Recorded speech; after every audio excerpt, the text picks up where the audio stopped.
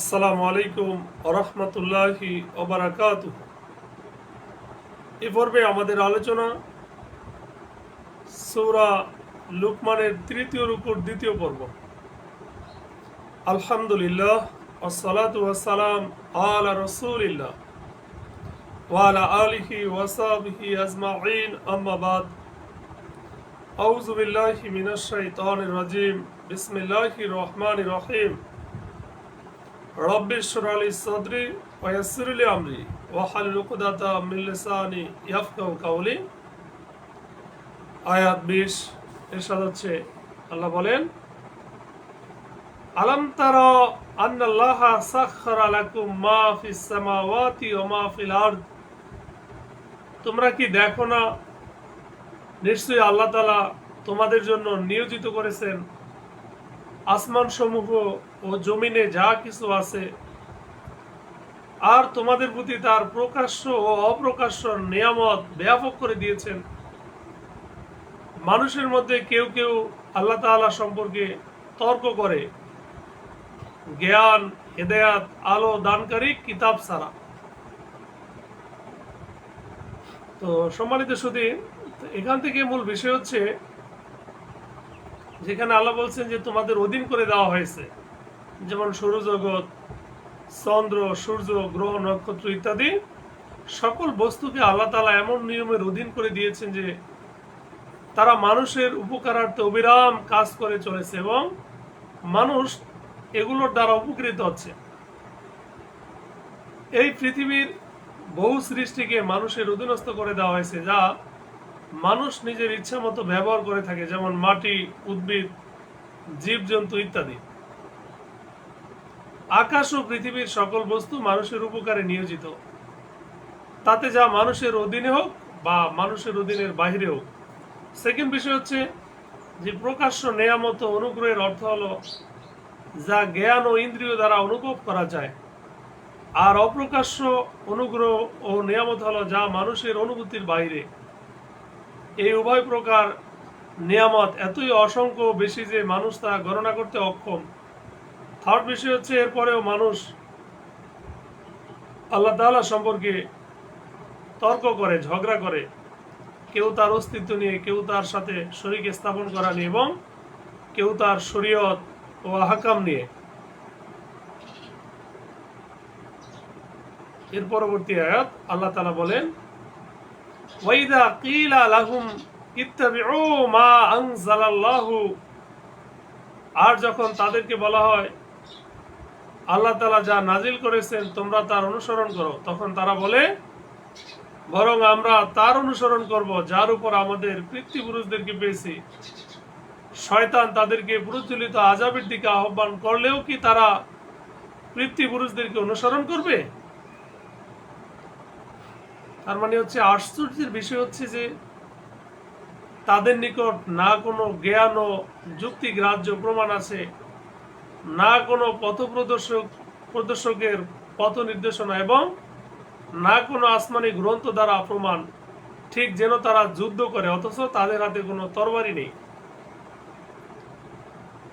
আল্লাহ বলেন, অমাই ইসলিম। আর যে ব্যক্তি একনিষ্ঠ বিশুদ্ধ চিত্তে আল্লাহর কাছে নিজেকে আত্মসমর্পণ করে, ওয়াজহাহু ইলাল্লাহ, সে তো শক্ত রশি আঁকড়ে ধরে, ওয়াইলাল্লাহি আকিবাতুল উমুর, আর সকল বিষয়ের পরিণাম আল্লাহ তাআলারই কাছে।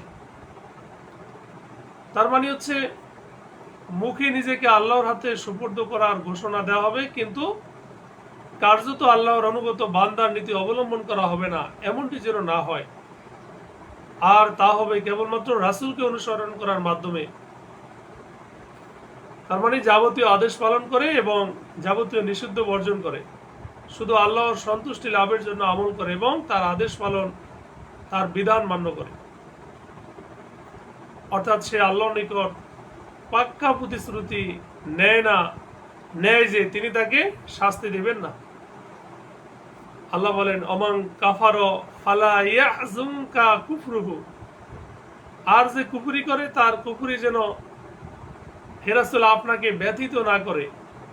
আমার কাছে তাদের প্রত্যাবর্তন, অতঃপর তারা যে আমল করত আমি তা তাদেরকে জানিয়ে দেব। নিশ্চয়ই আল্লাহ তাআলা অন্তরসমূহে যা আছে তা সম্পর্কে সম্যক অবগত।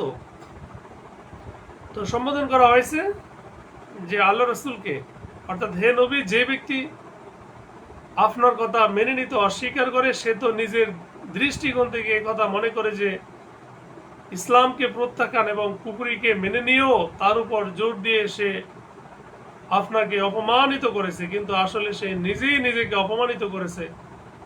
সে আপনার কোনো ক্ষতি করেনি, বরং নিজেই নিজের ক্ষতি করেছে। কাজেই সে যদি আপনার কথা না মানে তাহলে তার পরোয়া করার প্রয়োজন নেই। নুমাত্তিউম কালিলান সুম্মা নাত্তারুহুম ইলা আযাবিন গালিজ। আল্লাহ বলেন, আমি তাদেরকে অল্প ভোগ করতে দেই, তারপর তাদেরকে কঠোর আযাব ভোগ করতে বাধ্য করব। অর্থাৎ আর কতদিন পৃথিবীর সংসার অবশিষ্ট থাকবে এবং তার বিলাস সামগ্রী ও নিয়ামত উপভোগ করতে থাকবে। এই সংসার ও তার সুখ সামগ্রী তো কিছুদিনের জন্য মাত্র, তারপরে তাদের জন্য রয়েছে কঠিন শাস্তি আর শাস্তি। আল্লাহ বলেন, ওয়ালা ইন সালতাহুম মান খালাকাস সামাওয়াতি ওয়াল আরদা লা ইয়াকুলুনাল্লাহ। আর যদি আপনি তাদেরকে জিজ্ঞাসা করেন কে আসমান সমূহ ও জমিন সৃষ্টি করেছেন, তারা অবশ্যই বলবে আল্লাহ তাআলা। আল্লাহ বলেন, হে রাসূল, আপনি বলুন সমস্ত প্রশংসা আল্লাহর, কিন্তু তাদের অধিকাংশই জানে না। অর্থাৎ তারা স্বীকার করে যে আকাশ ও পৃথিবীর সৃষ্টিকর্তা আল্লাহ তাআলা, ওই সকল বাতিল উপাস্য নয় যাদের তারা উপাসনা করে থাকে। আল্লাহ বলেন, লিল্লাহি মা ফিস সামাওয়াতি ওয়াল আরদ, যে আসমান সমূহ ও জমিনে যা আছে সবই আল্লাহ তাআলা। নিশ্চয়ই আল্লাহ তাআলা অমুখাপেক্ষী প্রশংসিত। প্রথম বিষয় হচ্ছে সেসবের সৃষ্টিকর্তাও তিনি, মালিকও তিনি এবং বিশ্বজগতের পরিচালকও তিনি। দ্বিতীয় বিষয় হচ্ছে সকল সৃষ্টি তার মুখাপেক্ষী এবং তিনি কারো মুখাপেক্ষী নন। থার্ড বিষয় হচ্ছে তার সকল প্রকার সৃষ্ট বস্তুতে, সুতরাং তিনি যা কিছু সৃষ্টি করেছেন এবং যে আহকাম অবতীর্ণ করেছেন তার উপর আকাশ ও পৃথিবীর সকল প্রশংসার অধিকারী একমাত্র তিনি। আল্লাহ বলেন, ওয়ালাউ আন্না মা ফিল আরদ মিন শাজারাতিন, আর জমিনে যত গাছ আছে তা যদি কলম হয় আর সমুদ্র যদি হয় কালি, তার সাথে কালিতে পরিণত হয় আরো 7 সমুদ্র, তবু আল্লাহর বাণী সমূহ শেষ হবে না। নিশ্চয়ই আল্লাহ তাআলা মহাপরাক্রমশালী, প্রজ্ঞাময়। তো এই আলোচনা সূরা আহকাফে আসছে যে এই আয়াতে আল্লাহর মহত্ব, গর্ব, প্রতাপ, তার সুন্দর নামাবলী ও সুউচ্চ গুণাবলী এবং তার মহত্বের প্রতি ইঙ্গিত বহনকারী সেই অপুরন্ত বাণীর কথা উল্লেখ করা হয়েছে, যা কেউ পরিপূর্ণরূপে গণনা করতে, জানতে বা তার প্রকৃতত্বের গভীরতায় বুঝতে সক্ষম নয়। যদি কেউ তার সেই বাণী গণনা করতে বা লিখতে চায়, তাহলে সারা পৃথিবীর সমস্ত গাছপালার তৈরি কলম ক্ষয় হয়ে যাবে, সাগর সমূহের পানির তৈরি কালি শেষ হয়ে যাবে, কিন্তু মহান আল্লাহ সম্পর্কিত জ্ঞান, তার সৃষ্টি ও কারিগরির বিস্ময়কর নিপুণতা এবং তার মহত্ব মর্যাদার কথা লিপিবদ্ধ করে শেষ করা সম্ভব নয়। 7 সমুদ্র অতিশয়োক্তি হিসাবে বলা হয়েছে, নচেত নির্দিষ্ট সংখ্যা উদ্দেশ্য নয়, কারণ আল্লাহর বাণী ও নির্দেশনাবলীর গণনা করে শেষ করা সম্ভবই নয়।